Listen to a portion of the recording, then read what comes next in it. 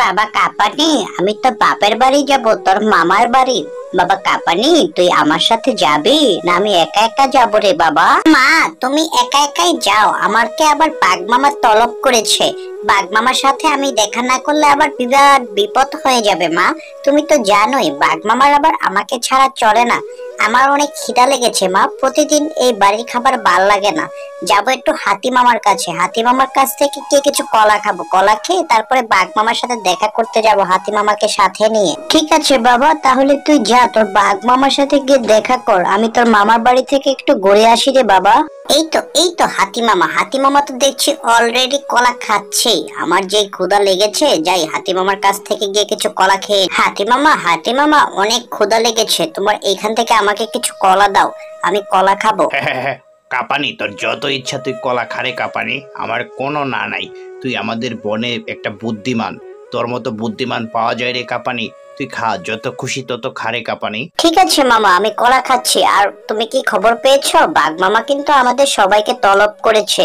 তুমি যাবা না বাঘ মামার কাছে? আমি তো এক্ষুনি কলা খেয়ে যাব বাঘ মামার কাছে। আরে আমি তো বলেই গেছিলাম, ভালো কথা মনে করেছিস। তাড়াতাড়ি কলাগুলো খেয়ে নে, তারপরে যাই বাঘ মামার সাথে গিয়ে একটু দেখা করে আসি। আমাকেও তলব করেছে বাঘ মামা। আরে কাপানি, তোরা দেখে চলে এসেছিস, ভালো হয়েছে তোরা এসেছিস। শোন, তোরা যেহেতু সবাই এসেছিস, খুবই গুরুত্বপূর্ণ একটা কথার জন্য তোদেরকে তলব করেছি। সেটা হলো, আমরা নদীর এই পার থেকে ওই পার কোনো অবস্থাতেই পারাপার হতে পারছি না। ওই দুষ্ট কুমিরগুলো যা যন্ত্রণা শুরু করেছে, কেউই কিন্তু পারাপার হতে পারছি না। এটার একটা বিহিত আমাদেরকে করতে হবে, তাই তোদের সবাইকে একসাথে জড়ো করেছি। বলতো কিভাবে এটার সমাধান করা যায়? আরে বাঘ মামা, তুমি এগুলো কি বলছো? আমার মা তো আজকেই মামা বাড়ি গেছে। বাঘ মামা, মা যে গেছে, নদী তো পার হয়ে যেতে হয়, মার না জানি বিপদ হয়। মামা তাড়াতাড়ি চলো, মাকে বাঁচাতে হবে। ওই দুষ্ট কুমিরগুলো যদি আবার মাকে খেয়ে নেয়, তাহলে তো আমি মাহারা হয়ে যাবো। ওরে কাপানি, কি বলছিস রে তুই কাপানি?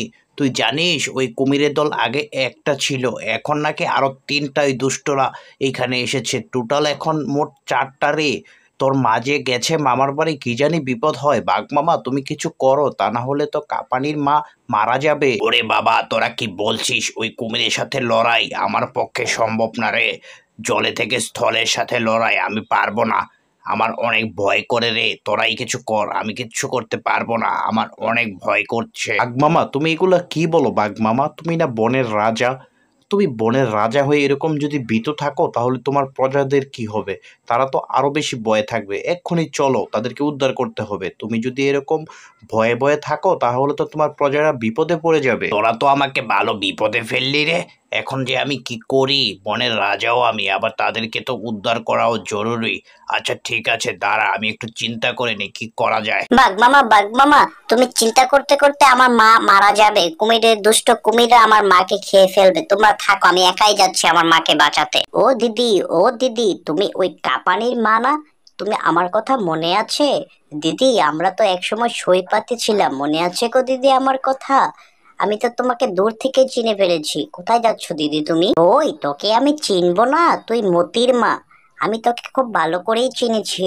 আমরা কত একসাথে কত জায়গায় ঘুরেছি রে, আর তোকে আমি চিনবো না? কোথায় যাচ্ছিস রে মতির মা তুই? দিদি গো, আমিও তো যাচ্ছি বাপের বাড়ি, কিন্তু দিদি ভয় হচ্ছে। আমি যে কিভাবে যাব দিদি এই নদীটা পার হয়ে, সাথে আবার বাচ্চাটাও আমার সাথে, তাকে নিয়ে যে কি একটা ভয়ে আছি আমি।